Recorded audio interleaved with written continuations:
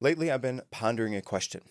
Why is it that so many of the great thinkers lived so long ago? Where are the great thinkers at now? And that's not to say we don't have great thinkers, but we don't have the sheer number of thinkers that we had previously. Hey, champions, Chris Bean here. Today, I want to go into some of my thoughts, some of my ideas on why that is, to help to kind of answer this question. None of this is true by any stretch of the imagination. It's just my thinking on this topic.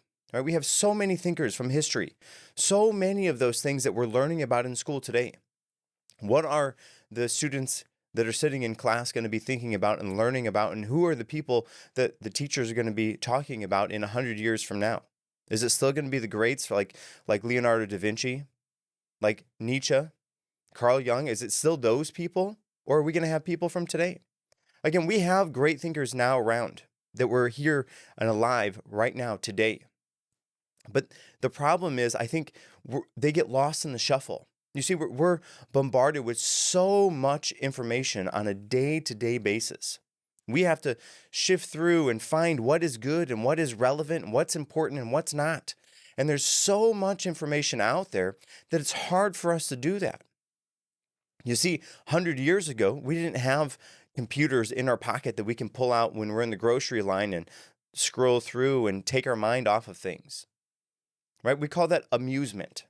When we go to an amusement park, when we sit down and watch TV, those are amusement. Amusement means, well, in fact, amusement means to not think, because muse means to think, to ponder, to question, to wonder. So amusement is the act of not thinking. So when you sit down to watch TV, you're not thinking about what's going on. You're sitting down with the intention of turning that TV on and being amused, being taken out of your reality and brought into whatever reality is shown there on the screen. And while that's fine and dandy, that's helpful even sometimes. Sometimes you need that escape from whatever is going on in your life to sit down and have some time to be amused, to not think, to not question, to not wonder, to not ponder what is going on around you. But the problem is we do this all too often. We're standing at the grocery line in the store. We pull the phone out, scrolling through. We never sit by ourselves in boredom. Never sit by ourselves and think what is going on. Never watch and see what's happening in front of us.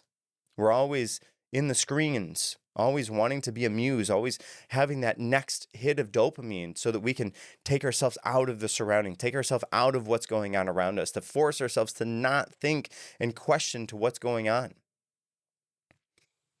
And I'm not saying, again, that that's a negative thing. You can learn a great number of things by the videos that are out there, by the podcasts that are out there, by the whatever it is that you're consuming, the text that you're reading.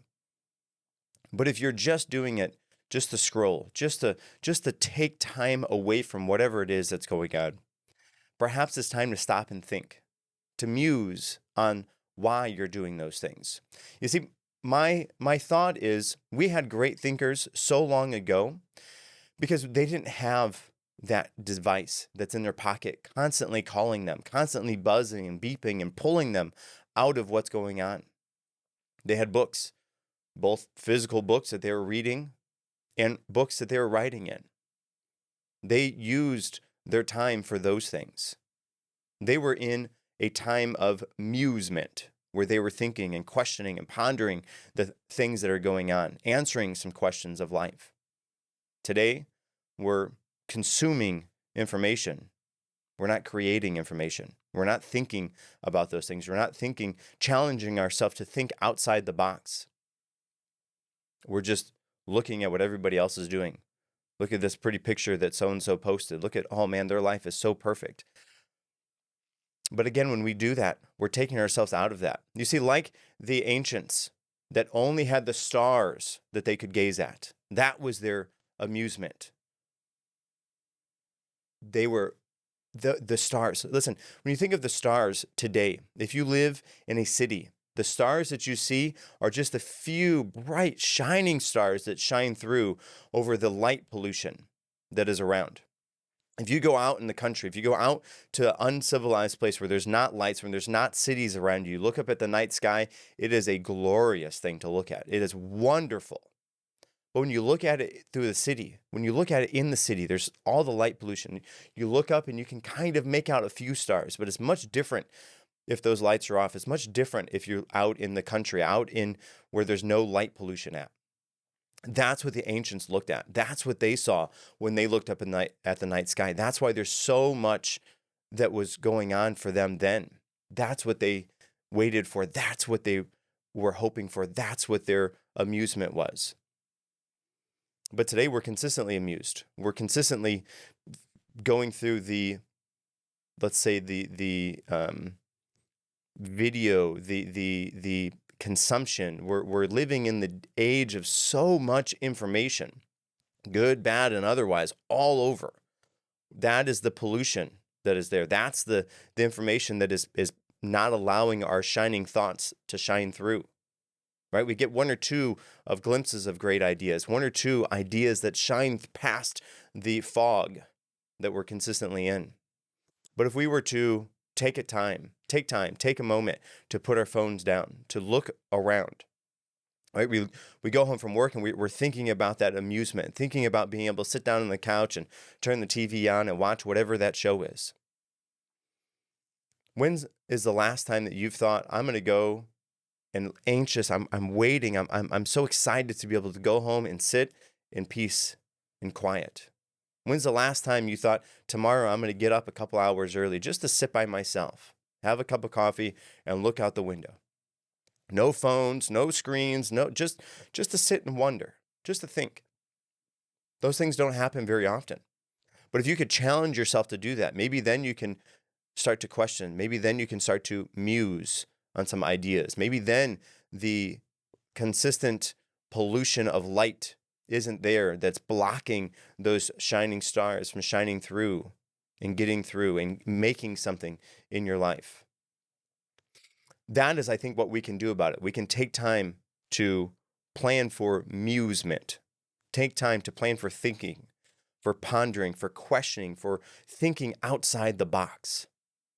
That would be a wonderful way to try to incorporate that. And, again, maybe I'm wrong on this. Maybe we have a huge number of great thinkers now because we have all of the past thinkers. We have their books, we have their readings, we have their teachings, and we all have that at our disposal now. It's so easy to get those things. What are we doing with those? Where are the great thinkers at today? I think that is the difference, right? We have all of this information at our fingertips.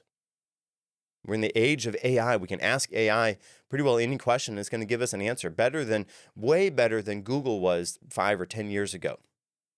We don't have to shift through all the websites. It's just there. Here's the answer. Pow. Great. Well, that was almost too easy. Now I don't even know if I want that answer. With the age of AI, with the age of technology that we're in, don't rely on technology. Don't rely on AI to do your creative thinking for you. You don't want AI to be doing your thinking. You don't want AI to be doing your creating. You want AI there to do like your dishes, your laundry, so that you can go on to read and write those things. You can be there to think and question and ponder these things, to have that time for amusement, like we talked about. That is what AI hopefully will be doing for us. But if you're using AI to answer questions for you, if you're using AI to write your book or to whatever it is, if you're using AI in that sense, where's that information coming from? Is that you? How much of you is there on that page that you just wrote using AI? So challenge yourself. Challenge yourself to think, to grow, to be a little bit better than you were yesterday. If that means you have to put the phone down, to look and interact with the people around you, to sit quietly and think about whatever it is that's going on, then I challenge you to do that. I challenge you to do that. And you know what? I'm going to be there with you. I'm going to take you up on that challenge. I'm going to take myself up on this challenge, and we can do it together. I'll be dedicated to put my phone down, to think, to sit quietly, to ponder some questions. If this video was helpful for you, if you learned anything from this video, consider liking, sharing, and subscribing. And, hey, if you leave a comment on this, I will read your comment. I will answer your comment. I will write back to you. If you have any questions or anything you want to share, I'll be there for that. Until next time, this is Chris Bean signing off.